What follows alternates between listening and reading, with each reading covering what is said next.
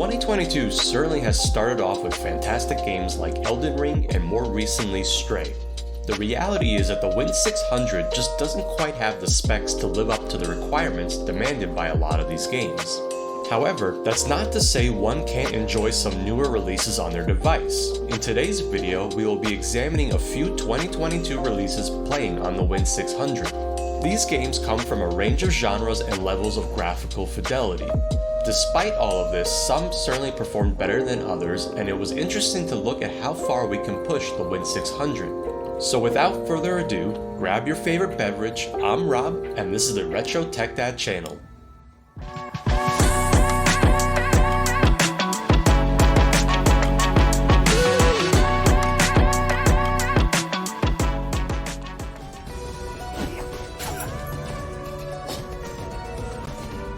The first entry is both a game I already had on my list and saw some interest for on Reddit. Rogue Legacy 2 is the sequel to the very popular indie release from Cellar Door Games. I was interested in this game because I was very confident it would perform well on the Win, and it is a game that has not released for the Nintendo Switch. For those unfamiliar with Rogue Legacy's premise, it is a roguelite that has Metroidvania elements where your character gains progression through death. When you die, your heirs take over, and then you start with whatever permanent upgrades you have unlocked. There is no doubt that the gameplay premise is highly addictive and very fun. This one runs very well, hitting above 60 frames per second.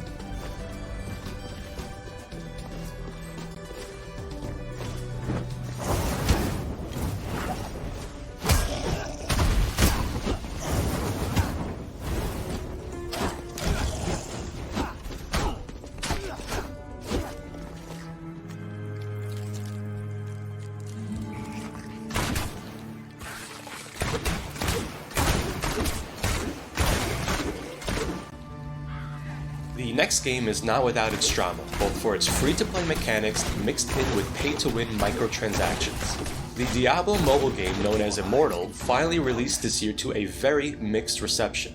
Regardless, the game is still very popular and happens to be a new release with a native Windows version. Naturally, I wanted to see how this game performs on the Win, and I wasn't all that surprised to find out it does very well.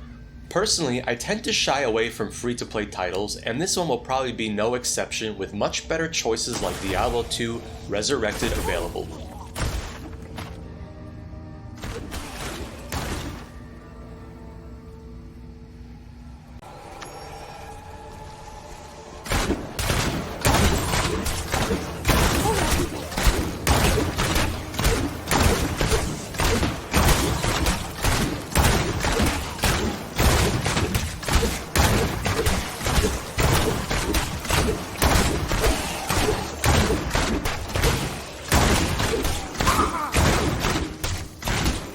Our next entry is unfortunately a mixed bag.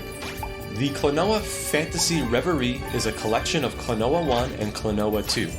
The Klonoa series is a personal favorite of mine, and I have played the PS1, PS2, and Wii versions of the mainline games, including the spin-offs on other platforms.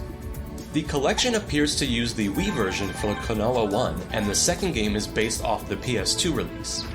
For whatever reason, Klonoa 1 has difficulty hitting even 30 frames per second in this release, whereas Klonoa 2 runs very well, staying locked at 30 frames per second in native res. As a result, this one comes with the caveat that only Klonoa 2 will be acceptable to play on the Win600.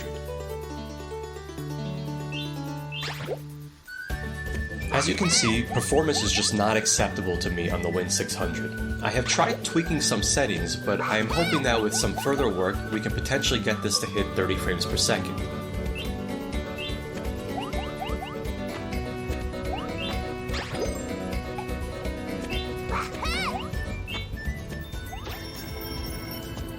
And here we have Klonoa 2, which runs at the locked 30 frames per second at native resolution, making this the playable game in the Phantasy Reverie collection.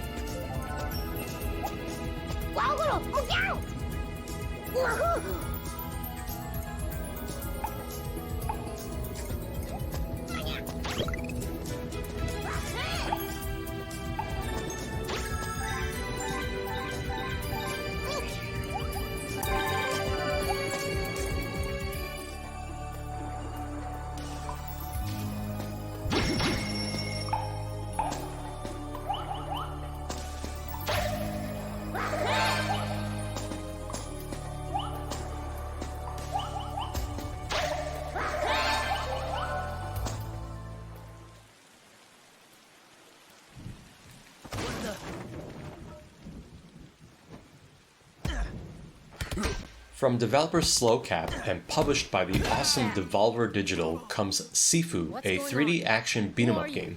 Now this one was a pleasant surprise and an absolute blast to play through. I really love the combat in this one combined with the excellent graphics. Now being an Unreal Engine 4 game, I'm happy to report that this one scales very well.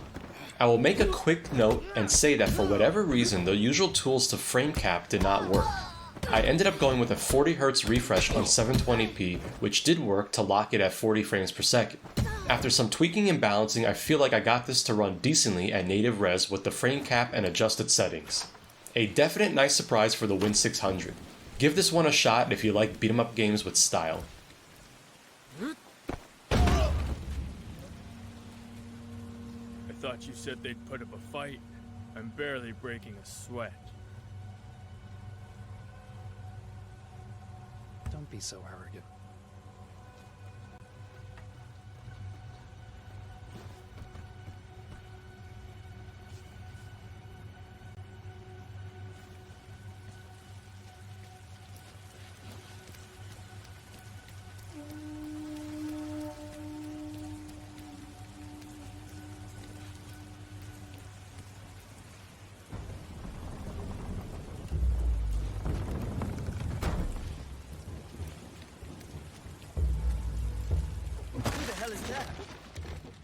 Get him now!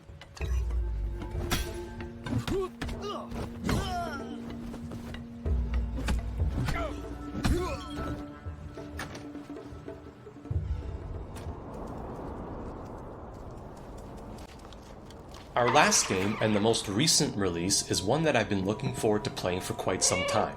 Stray is the first game from Blue 12 Studio and was announced way back in 2020, unfortunately being delayed several times. In this game, you play as a stray cat exploring a world without humans and populated with robots.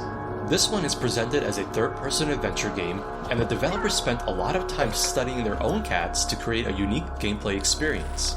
At this time, Stray has only been released on the PlayStation consoles and PC, so there being no mobile version, I naturally wanted to see how well this one would work on the Win600. Through my testing, I was pleasantly surprised, but also believe that it isn't quite smooth enough for me to consider playing through this game on my device. Unfortunately, I have found that cutscenes dip below the 30 frames per second threshold. For example, as you can see here, the opening area in the game is just not quite up to speeds that I would consider acceptable.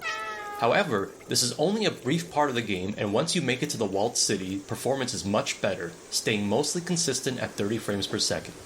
Personally, I will reserve this for my much more powerful desktop PC, and look forward to completing the game after waiting patiently for its release.